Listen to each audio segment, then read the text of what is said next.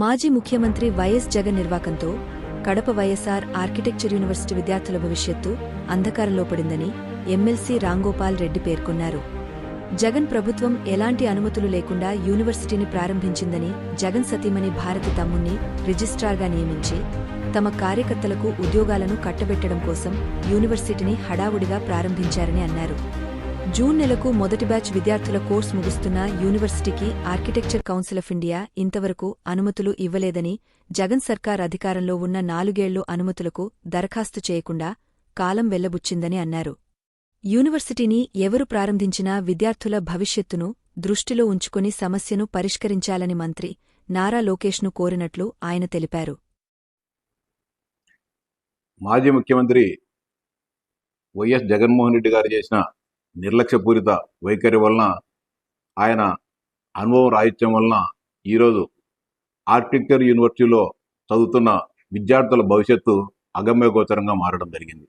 2020 సంవత్సరంలో ఎలాంటి ముందు చూపు లేకోకుండా, ఎలాంటి ముందస్తు ఆలోచన లేకుండా, ఎలాంటి ప్రణాళిక లేకుండా కేవలం తన తండ్రి గారి పేరు ఉండాలని చెప్పే ఒక దుష్ట ఆలోచనతో కడపలో డాక్టర్ వైఎస్ఆర్ ఆర్కిటెక్చర్ యూనివర్సిటీని ఏర్పాటు చేయడం జరిగింది.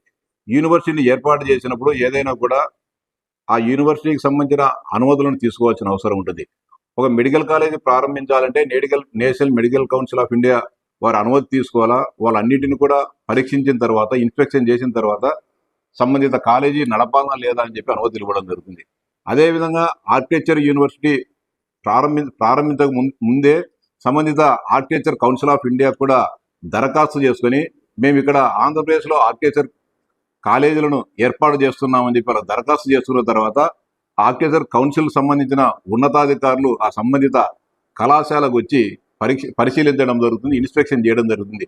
తర్వాత దానికి సంబంధించిన ఫ్యాకల్టీ కానీ ఇతర ఇన్ఫ్రాస్ట్రక్చర్ కూడా అన్నీ కూడా సక్రమంగా ఉన్న పక్షంలో ఆ ఆర్కిటెక్చర్ కౌన్సిల్ వారు సంబంధిత కళాశాల ప్రారంభానికి అనుమతులు ఇవ్వడం జరుగుతుంది. 2020 సంవత్సరంలో ప్రారంభిస్తే 2023-24 సంవత్సరం వరకు కూడా ఆర్కిటెక్చర్ యూనివర్సిటీకి అనుమతులు లేకుండా నడిపారంటే ఎంత దుర్మార్గంగా గత ప్రభుత్వం ఈ రాష్ట్రంలో పనిచేసిందో ఓసారి ఆలోచించాల్సిన అవసరం ఉంది. 2020 సంవత్సరంలో 64 మంది విద్యార్థులు ఆ కళాశాలలో చేరితే ఈ రోజు కూడా వారికి ఎలాంటి కూడా అనుమతి లేదు. ఈ జూన్ కల్లా వాళ్ళందరూ కూడా 5 సంవత్సరాల వల్ల ఆర్కిటెక్చర్ కోర్సు పూర్తయి బయటకు పోయే పరిస్థితులు ఈరోజు రావడం జరిగింది. ఆ బయటకు పోతే ప్రస్తుతం ఇచ్చే యూనివర్సిటీ ఇచ్చే సర్టిఫికెట్ ఈ దేశంలో కానీ ప్రపంచంలో కానీ అది చెల్లదు, దాన్ని పరిగణలోకి తీసుకోలేని దుస్థితి ఈరోజు ఏర్పడడం జరిగింది. ఆ రోజు ఆయనకు సంబంధించిన బంధువులు ఆయన బామాటికి రిజిస్ట్రార్ ఉద్యోగం ఇవ్వాలని, లేకపోతే వాళ్ళకి కావాల్సిన అనుంగ సదస్సులకు ఉద్యోగాలు ఇవ్వాలనే ఒక దురాలోచనతో ఆ యూనివర్సిటీని ఏర్పాటు చేసి ఈరోజు పిల్లల భవిష్యత్తును అంధకారంలో వేసిన ఘనత జగన్మోహన్ రెడ్డి గారి. ఈరోజు కూడా ఆ పరిస్థితులు ఇప్పుడు కొత్తగా వచ్చిన ప్రభుత్వం, ఎన్డీఏ ప్రభుత్వం, లోకేష్ గారు విద్యాశాఖ మంత్రి అయిన తర్వాత దీన్ని స్టెబిలైజ్ చేయాలనే ప్రయత్నం చేస్తున్నా కూడా కాని పరిస్థితుల్లోకి ఆ యూనివర్సిటీని అంత అంధకారంలోకి నెట్టడం జరిగింది. కొత్తగా వచ్చిన వీసీ గారు అనేక ఆపసోపాలు పడిన తర్వాత 2022, 23, 24 సంబంధించిన అనుమతులు ఈ ఆర్కిటెక్చర్ కౌన్సిల్ ఇవ్వడం జరిగింది.